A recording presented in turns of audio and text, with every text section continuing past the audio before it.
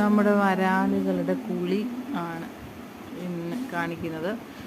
അതായത് ഈ ചെറിയൊരു ടാങ്കിൽ കുറച്ച് വരാലുകൾ നമ്മൾ കുളത്തിലിട്ടതിൻ്റെ ബാക്കി ഒരു 10-40 വരാലുകൾ ഈ ചെറിയ ടാങ്കിനുള്ളിലുണ്ട്. അത് അത്യാവശ്യമായിട്ടും കുളത്തിൽ കൊണ്ട് ഇടാത്തതെന്ന് വെച്ചാൽ ഇതിനകത്തു നിന്നുള്ള ഇവരുടെ വിസർജ്യമൊക്കെ അടങ്ങുന്ന, അല്ലെങ്കിൽ നമ്മൾ കൊടുക്കുന്ന തീറ്റയും അതുമൊക്കെ ആയിട്ട് നല്ല വളമാണ് ഈ വെള്ളം. ഇത് ശരിക്കും നമ്മുടെ പച്ചക്കറികൾ തഴച്ച് വളരാൻ വളരെ ഉപയോഗപ്രദമാണ്. അപ്പോൾ ആദ്യം മുകളിലായിരുന്നു നമ്മൾ വെച്ചത്, പിന്നെ അത് താഴേക്ക് കൊണ്ടുവന്നു. ഒരു ട്രിപ്പ് നമ്മൾ വലിയ ടാങ്കിൽ ശരിക്കും വിളവെടുത്തതാണ്. ഇതൊക്കെ നല്ല വലുതായി. കുറച്ച് പേരെ നമ്മളൊരു ടാങ്കിൽ നിന്ന് വീണ്ടും കുളത്തിലേക്ക് തന്നെ കൊണ്ടുവിട്ട് കൊടുത്തു. അങ്ങനെ ഒരു വളർത്തി ഒരു പരുവമാകുമ്പോഴത്തേക്ക് നമ്മളത് കുളത്തിലേക്ക് കൊണ്ടുപോകും. കാരണം ഈ വെള്ളം നമുക്ക് അത്യാവശ്യമാണ്. അപ്പോൾ ആഴ്ചയിൽ 1-2 തവണ ഇതുപോലെ വൃത്തിയാക്കി അപ്പോൾ ആ വെള്ളം ഇതിനിങ്ങനെ ഒഴിച്ചു കൊടുക്കുന്നത് വളരെ നല്ലതാണ്. അപ്പോൾ കുട്ടൻ ഈ ടാപ്പിലൂടെ വന്ന വെള്ളമെല്ലാം അങ്ങപ്പുറത്ത് വാഴയ്ക്കൊക്കെ കൊണ്ടൊഴിച്ചു. അതിന് ശേഷമുള്ളത് അച്ഛൻ വൃത്തിയാക്കുകയാണ്.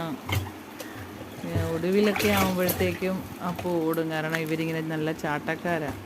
ഇവർക്ക് ഈ കരയിൽ കുറച്ച് നേരമൊക്കെ ജീവിക്കാൻ വെള്ളത്തിലല്ലെങ്കിലും വരാലിന് ശരിക്കും പറ്റും. നമ്മൾ കുളം വൃത്തിയാക്കിയപ്പോൾ തന്നെ, അല്ലെങ്കിൽ ആദ്യത്തെ മീൻപിടുത്തം കഴിഞ്ഞിട്ടും ശരിക്കും ആ പൊത്തിലൊക്കെ ഹോളിലെല്ലാം കയറിയിരുന്നു ഒരുപാട് എണ്ണം അങ്ങനെ ഇരിപ്പുണ്ടായിരുന്നു. കാരണം പിന്നെ കുളത്തിൽ വെള്ളം നിറഞ്ഞപ്പോഴാണ് ഇവരെല്ലാം പുറത്ത് ചാടുന്നത് നമ്മൾ കാണുന്നത്. അപ്പോൾ അത്രത്തോളം അതിനകത്ത് കയറിയിരിക്കാനുള്ളൊരു കഴിവ് വരാലുകൾക്കുണ്ട്. പിന്നെ വൃത്തിയാക്കുമ്പോൾ അവരുടെ ശരീരത്തിനൊന്നും വേദനിക്കാതൊക്കെ നമ്മൾ നോക്കും, അങ്ങനെ വരാറില്ല. അതിനൊക്കെ ശേഷം അപ്പുക്കുട്ടൻ വീണ്ടും വെള്ളം ഇതിനകത്ത് ഫില്ല് ചെയ്യുകയാണ്. ശരിക്കും ഇപ്പം നല്ല തെളിഞ്ഞ വെള്ളമാകും. പിന്നെ വലിയ ചാട്ടക്കാരായി സന്തോഷമായിട്ടെല്ലാവരും ഇരിക്കുകയാണ്. അങ്ങനെ അതെല്ലാം ഒന്നുകൂടെ കഴുകി വൃത്തിയാക്കി വെള്ളം നിറച്ചിട്ട് വീണ്ടും തീറ്റയൊക്കെ കൊടുത്ത് എല്ലാവരെയും കിടക്കും.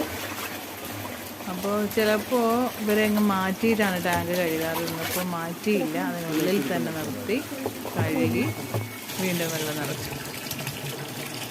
അപ്പോൾ ഇന്നത്തെ വീഡിയോ ഇതാണ്. അപ്പോൾ ഞാൻ പറയുന്നത് ഇതൊരു നല്ല മാർഗ്ഗമാണ്. കുറച്ച് പേരെ വളർത്തിയാൽ മതി. ഇത് നമുക്കിതുപോലെ ചെറിയ കുളങ്ങളൊക്കെ ഉണ്ടെങ്കിൽ ഒരു പരുവം വളർന്നു കഴിയുമ്പോൾ അങ്ങോട്ടേക്ക് കൊണ്ട് വിടുകയും ചെയ്യാം. നമുക്ക് വളവുമായി കുട്ടികളൊക്കെ വീട്ടിലുണ്ടെങ്കിൽ അവർക്കൊരു സന്തോഷമായി. ഇവരെ ഒന്ന് നോക്കിയും ഇവരെ പരിപാലിച്ചും